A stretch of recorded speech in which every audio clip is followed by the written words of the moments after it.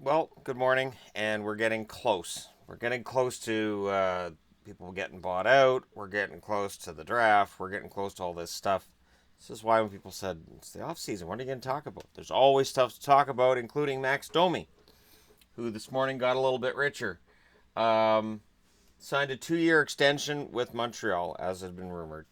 $3.15 million, which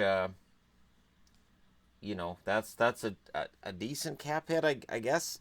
He's still a restricted free agent at the end of it, as is Matt Grzelcyk, who signed a 2-year extension at 1.4 million per. I'm okay with that.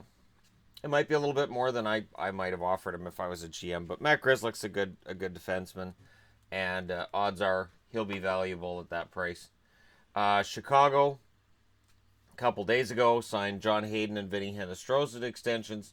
Hayden gets 750K, Vinny Hinostroza 1.5 million, which I think is a bargain if he can play this coming season the way that he played at points this last season. Big fan of Hinostroza's game, hard worker, decent amount of talent, good foot speed. Let's hope that next season he can really put it together. And Drake Caggiula extended with the Oilers the other day as well, for 1.5 million for 2 more years, which honestly seems to be the going rate, doesn't it?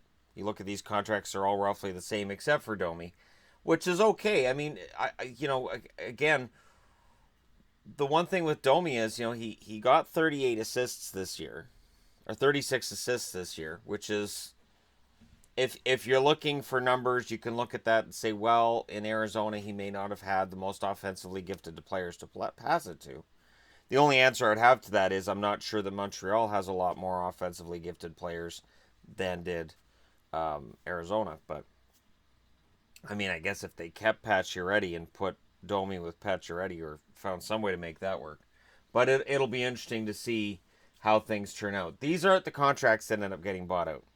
These are the contracts that are easy to trade if things don't work out. These are the contracts that um, are gonna come and go. This is why every contract doesn't get its own video.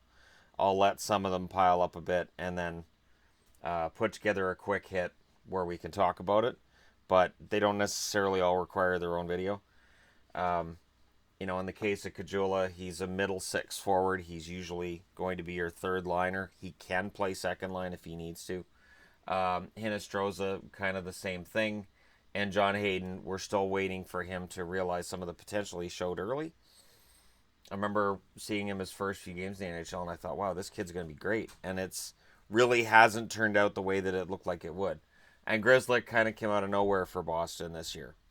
I had no idea who the kid was coming into the season, and honestly, he turned out to be pretty darn good.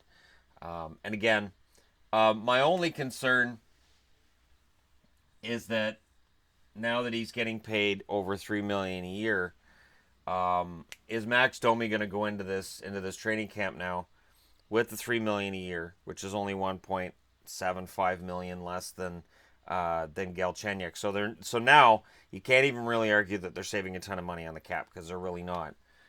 And is this when the kid's going to get all this criticism? Because the funny thing is, in some of the trade reports that I read, they said, well, good, now Domi won't have to worry about that expectation of being a first rounder. He's kind of been pressured in Arizona to be something that he probably isn't. And I'm thinking, you guys met Montreal? If you want to get away from pressure, this is not the team you want to go to. So hopefully Max can rise to that pressure and make Bergevin look like a genius. Because if you're a Montreal fan, that's kind of what you're clinging to today. And all these other moves are just kind of keeping things the same. And I understand that there may be some interest in movement. Like, I know during the season and after the season, there were Oiler fans that weren't happy about Caggiula. But if a guy doesn't have high trade value, and if he still has some upside, there's no point in trading him. Uh, One thing that fans sometimes seem to want to do that thankfully GMs don't usually do is making movements for the sake of just making a move. Can be really, really detrimental to your team.